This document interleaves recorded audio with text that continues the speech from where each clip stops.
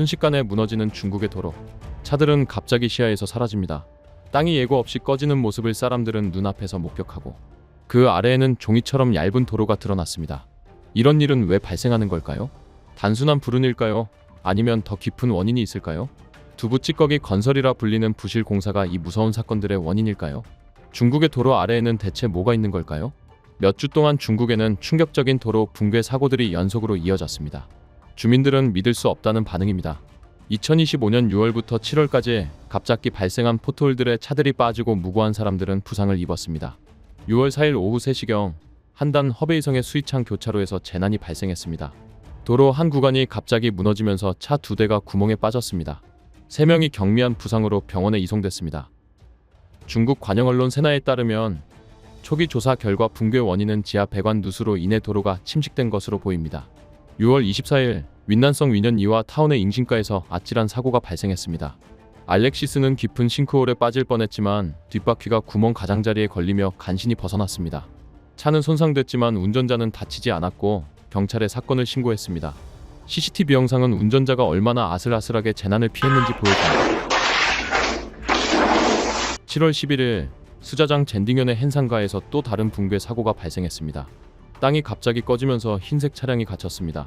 기적적으로 다친 사람은 없었고 차량을 빠르게 건져 올려 수리를 했습니다. 도로 교통은 완전히 마비됐습니다.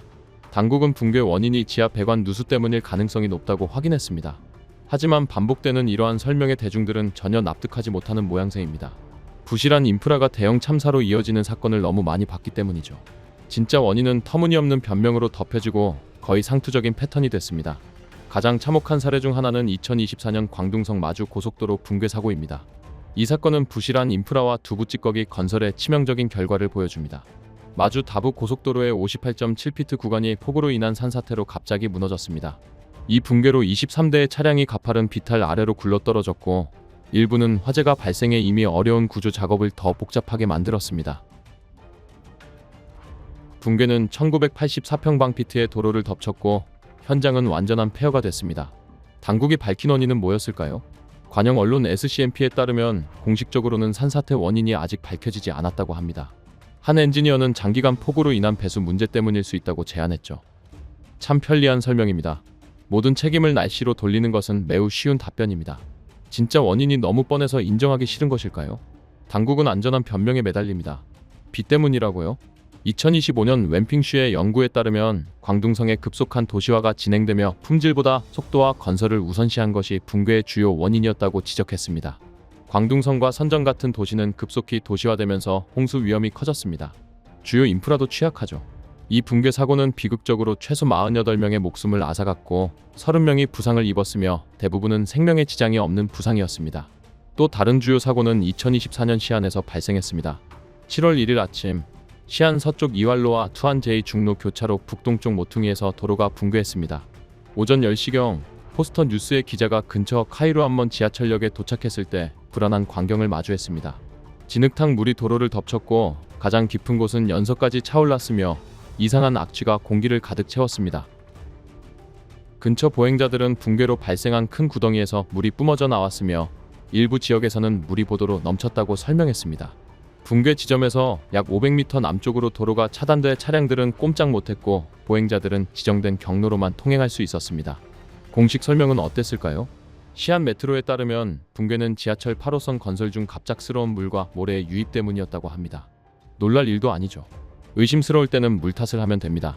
아무도 책임지지 않고 어려운 질문도 던지지 않으며 핵심 인프라와 부실한 건설 관행이라는 진짜 문제를 다루지 않습니다. 결국 갑작스러운 물과 모래의 유입 탓으로 돌리는 게 이 재난이 처음부터 예견된 것이라는 사실을 마주하는 것보다 훨씬 쉽죠. 대부분의 나라에서는 이런 재난의 피해자들이 자신의 이야기를 나누고 뉴스 채널에서 눈물 어린 인터뷰를 하며 두려움과 생존의 생생한 경험을 털어놓습니다. 하지만 중국에서는 섬뜩한 침묵이 지배합니다. 이 끔찍한 순간에 갇힌 사람들은 고통, 분노, 혼란을 표현할 플랫폼이 없습니다. 그들의 이야기는 배관 누수라는 공식 변명에 만족한 듯 묻혀버립니다. 하지만 진실은 이는 우연이 아닙니다.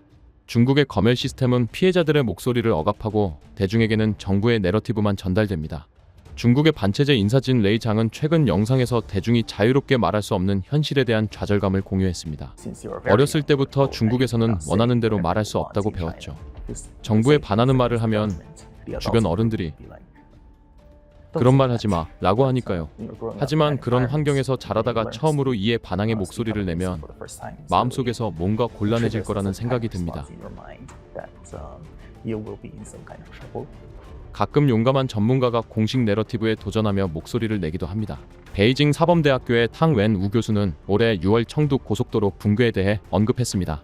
직접적인 원인은 폭우였지만 폭우는 매년 발생합니다.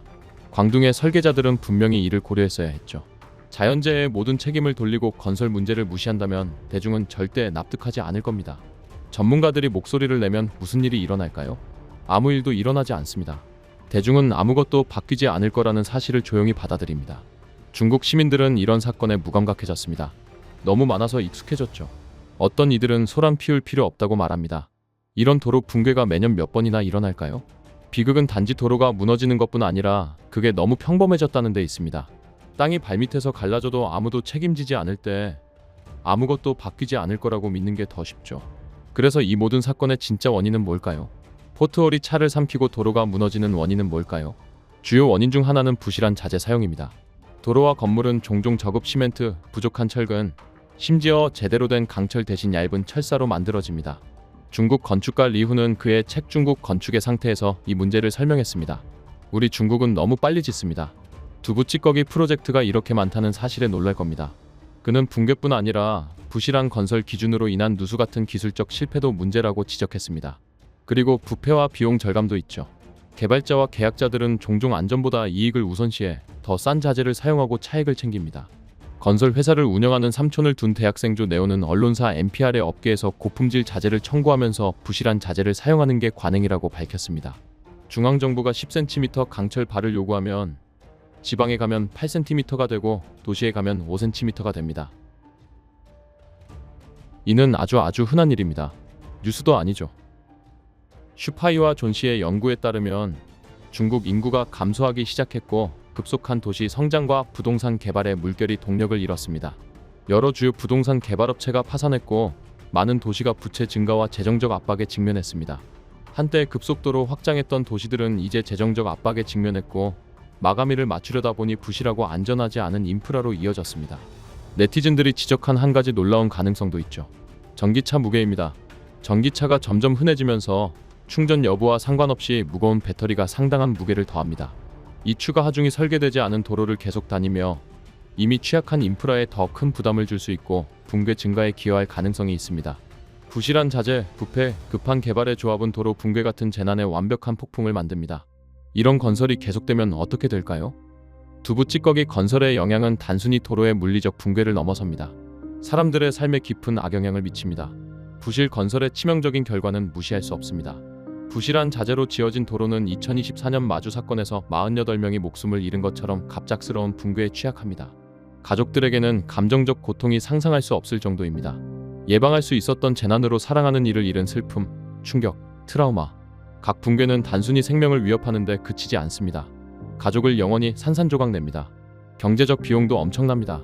미국 자동차협회에 따르면 2021년 포트홀당 관련 차량 수리 비용은 $600로 추정됩니다. 마주 붕괴 같은 심각한 사건에서는 중국 차량당 수리 비용이 대당 1,000위안에서 5,000위안까지 들 수 있습니다. 환율을 다시 계산하면 단일 붕괴로 인한 피해는 23대 차량에 대해 약 한화 430만원에서 약 2천만원에 달할 수 있습니다. 하지만 아마도 장기적으로 최대 악영향은 대중의 신뢰 상실일 겁니다. 사람들의 목소리는 고통, 분노, 부당함을 삼키도록 강요하는 시스템에 의해 묻혀버립니다. 여러 사람들의 목소리는 침묵당합니다. 진실이 묻힌 채로 사람들은 이 위기가 끝날 기미 없이 조용히 고통받고 있습니다. 이는 단발적인 사건들이 아닙니다. 두부 찌꺼기 건설 이야기는 여기서 끝나지 않습니다. 더 많은 충격적인 사례와 영향을 살펴보시려면 저희 채널에서 더 많은 영상을 확인하세요. 계속 정보를 얻으세요. 진실이 당신을 기다리고 있습니다.